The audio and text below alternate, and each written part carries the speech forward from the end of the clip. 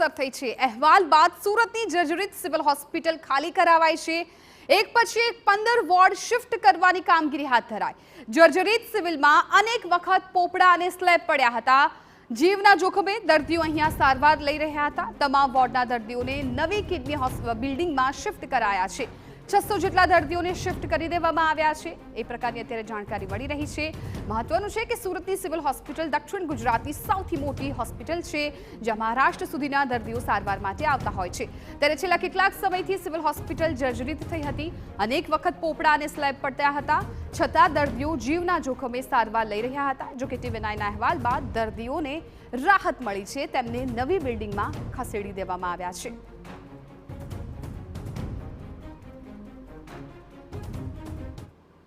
દક્ષિણ ગુજરાતની સૌથી મોટી એટલે નવી સિવિલ હોસ્પિટલની અંદર અનેક સંખ્યાની અંદર દર્દીઓ આવતા હોય છે। ત્યારે જીવના જોખમે જે દર્દીઓ હતા તે સારવાર લઈ રહ્યા હતા અને તે અહેવાલ TV9 દ્વારા પ્રસારિત કર્યો હતો। અને ત્યારબાદ સુરત નવી સિવિલ હોસ્પિટલ તંત્ર દ્વારા આ તમામ જે વોર્ડ હતા તે વોર્ડને જે ખાલી કરી અને નવી બિલ્ડિંગની અંદર જે શિફ્ટ કરવાની જે કામગીરી છે તે અત્યારે કરવામાં આવી રહી છે। જોઈ શકાય છે કે જૂની બિલ્ડિંગની અંદર જે વોર્ડ જે જર્જરિત થયા હતા અને તે વોર્ડ અને અત્યારે તમામ ખાલી કરી દેવામાં આવ્યા છે અને નવી બિલ્ડિંગની અંદર આ જે વોર્ડ છે તે શિફ્ટિંગની જે કામગીરી છે તે સિવિલ હોસ્પિટલ તંત્ર તરફથી શરૂ કરી દેવામાં આવે છે।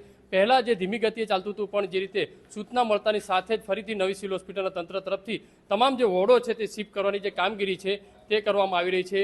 તમામ એક પછી એક દર્દીઓને નવી બિલ્ડિંગમાં લઈ જવામાં આવી રહ્યા છે અને સાથે વોર્ડની જે સફાઈની જે કામગીરી છે તે પણ અત્યારે અહીંયા કરવામાં આવી રહી છે। તમામ વોર્ડ છે તે ખાલી કરવાની જે કામગીરી છે તે કરવામાં આવી રહી છે। તો આપણી સાથે સીએમઓ જોડાયા છે, તેમની સાથે વાત કરીશું।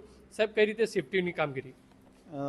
હાલમાં અમારે ત્યાં શિફ્ટિંગની કામગીરી ચાલુ થઈ ગઈ છે અને અમારે લાંબા સમયથી શિફ્ટિંગ કરવાનું હતું, પરંતુ જ્યાં સુધી પીઆઈયુ દ્વારા કિડની બિલ્ડિંગ અને સ્ટેમ સેલ બિલ્ડિંગ, અમારી પાસે 2 બિલ્ડિંગ હયાત છે, એ 2 બિલ્ડિંગમાં જે ડિપાર્ટમેન્ટને અનુકૂળ જે કંઈ ચેન્જીસ કરવાના હોય, ઓપરેશન થિયેટર, આઈસીયુ વગેરે બનાવવાના હોય, એ બન્યા પછી જ અમુક ડિપાર્ટમેન્ટ શિફ્ટ થઈ શકે।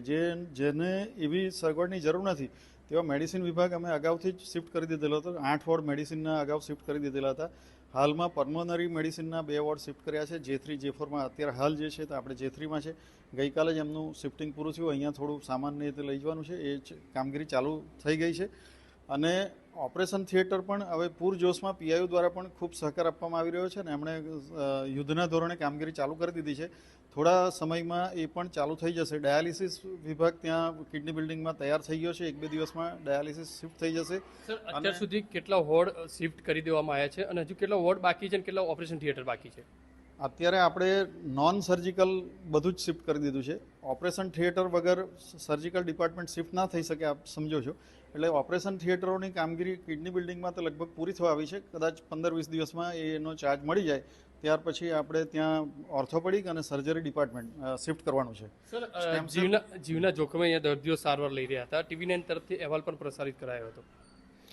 અમે પણ જ્યાં સુધી ઇન્ફ્રાસ્ટ્રક્ચર બીજા 2 બિલ્ડિંગમાં તૈયાર ના થાય ત્યાં સુધી અમારી પણ મજબૂરી હતી કે અમે દર્દીને લઈને ત્યાં ના જઈ શકીએ અને દર્દી અહીંયા આ જૂના બિલ્ડિંગમાં એનું ઓપરેશન સહિતની સારવાર અમારા ડૉક્ટરો દ્વારા આપવામાં આવી રહી હતી। જેમ દર્દીને જોખમ હતું તેમ અમારા ડૉક્ટરોને પણ જોખમ હતું।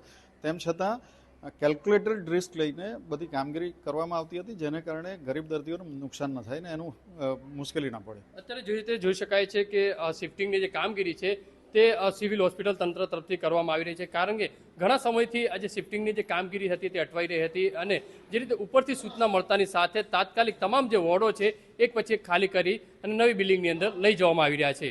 કેમેરામેન સંજય ચંડેલ સાથે બલદેવ સુથાર, TV9 સુરત।